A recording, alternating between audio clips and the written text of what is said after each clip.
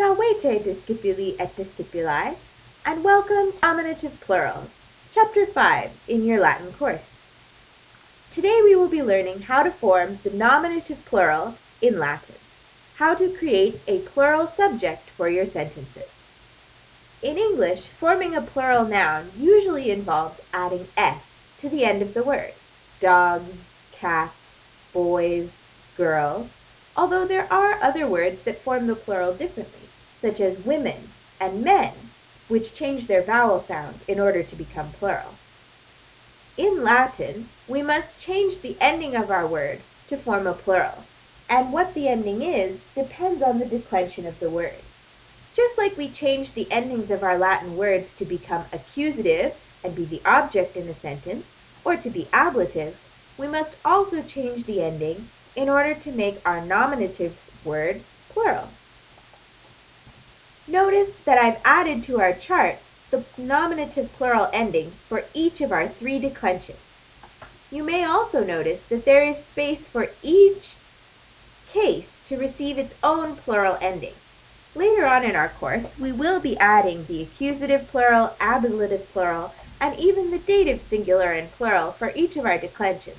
But for today, let's focus on the nominative plural, that is, how to create a subject plural in our Latin sentences. Here I have a list of singular Latin words that you already know and are familiar with from the 3 declensions. Our first word, puella, is a first declension word. You can tell because it ends in an A. That means it belongs to the first declension. If we want to make this word plural, we need to change the ending to the nominative plural ending, which is right here, A-E. That means that in order to become plural, puella, girl, becomes puellae, girls. Similarly, our next word, femina, is also a first declension word. Again, we can see the A ending. We need to change this ending to the plural AE ending in order to make femina plural. Femina, woman. Feminae, women. Our next word, senex, doesn't belong to the first declension. It belongs to the third declension, which can have any ending in the nominative singular. Rumio, clemens, mater, senex. Now you may recall when we changed the word senex into the accusative case, it became senem. This gives us a clue as to what letters we should remove in order to form our nominative plural ending. We need to use only the stem of the word, S-E-N, and then add our new ending, which is ES. So in order to become plural, senex becomes senes. Old man becomes old men, senes. Similarly, leo is also a third declension word. When we make leo accusative, it's leonem. So we also want to use that form when we make it nominative plural. We'll be adding our es ending to the stem leon. Leo becomes leones in the plural. Our last word, amicus, is a second declension word. We can see from its us ending that it is second declension. So we'll want to take our stem, amic, and add our second declension plural ending, which is an I. So amicus, friend, becomes amici, friends. Now we also need a plural verb ending to go with our plural subject. We don't want to say things like, they is working. We need a plural verb, they are working. That's where laborant comes in. We've already seen laboro, I work, laboras, you work, and laborat, he works. Now we're adding our third person plural ending, laborant, they work. I've included examples of all 3 conjugations of verbs. Different conjugations just mean they have a different vowel sound before their ending. so that you can see different examples of this NT ending on various verbs. Habet, he has, habent, they have. Quairit, he looks for, quairunt, they look for.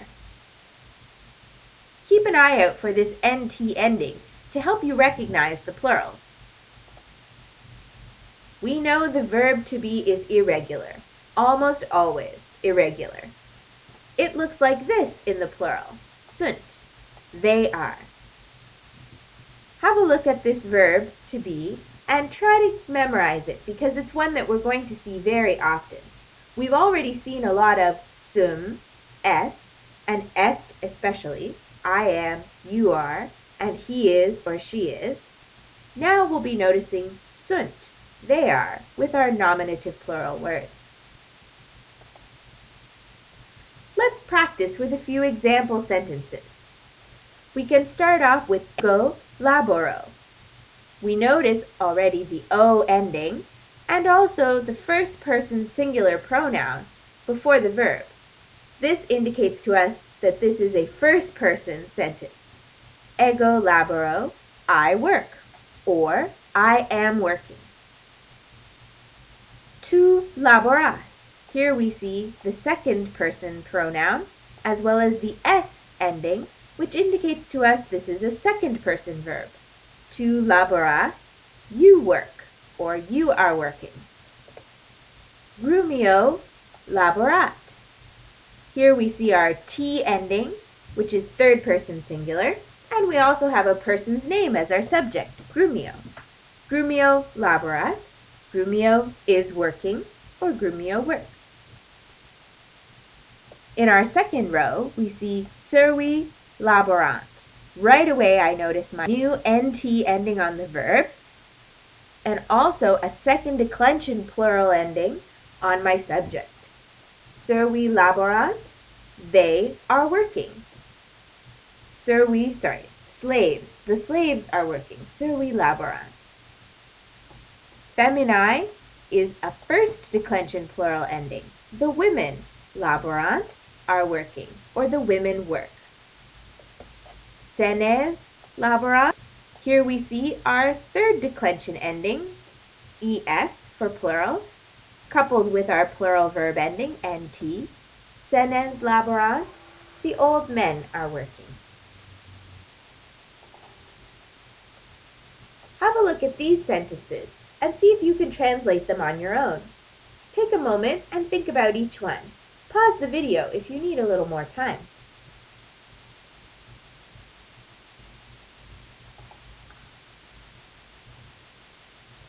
Puellae plaudent. The girls are applauding. Pueri current. The boys run. Senex plaudit. The old man applauds. I hope you caught this one. It's actually singular. Notice our singular ending on the verb and also our singular subject. This sentence is a little trickier. I'm asking you to translate from English into Latin. Think carefully about which word should be your subject and therefore the nominative, whether your verb should be singular or plural, and which word should be your object and therefore go in the accusative case.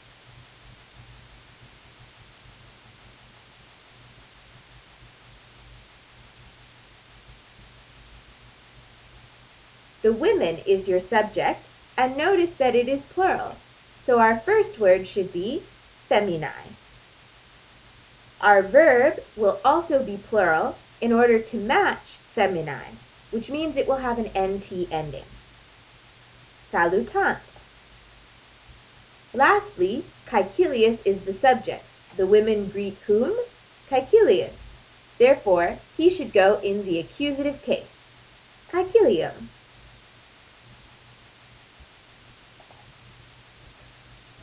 Turn in your textbook, online or in your book, to the beginning of chapter 5 to have a look at the cartoons. As you can see, these cartoons contrast singular and plural sentences. Take a moment to remember our verb to be, sum, es, And now our new plural, sunt. And let's have a look at these sentences together. Canis est in via. The dog is in the street. Canes sunt in via. The dogs are in the street.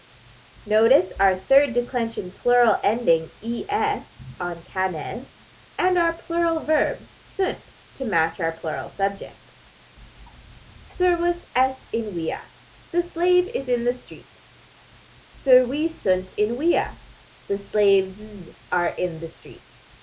Notice here our second declension plural ending, servi, sunt, plural to match.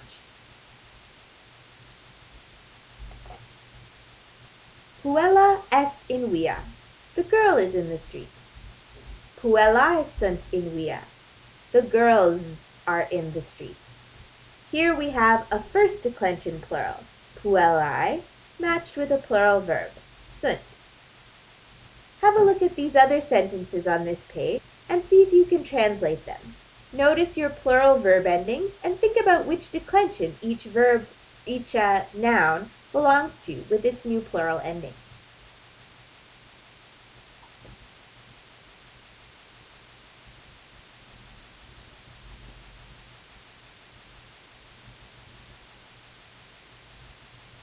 If you thought that pueri was second declension and plural, you'd be correct.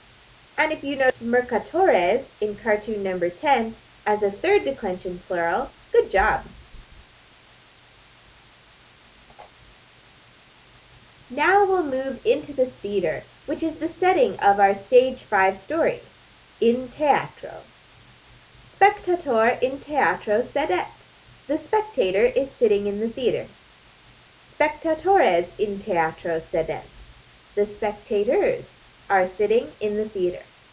Notice here that our verb, sedet, has become plural, sedent, with an nt ending.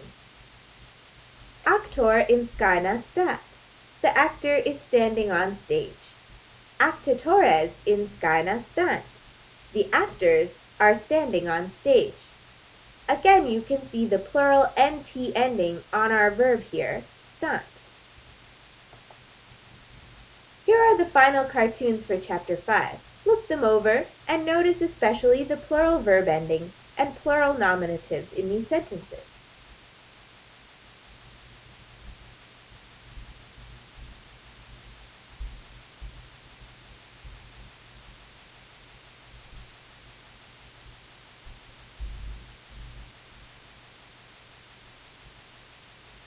When you feel comfortable with the new nominative plurals and nominative verb endings, return to our lesson to go back to the next story in our chapter and your next activities. Thank you.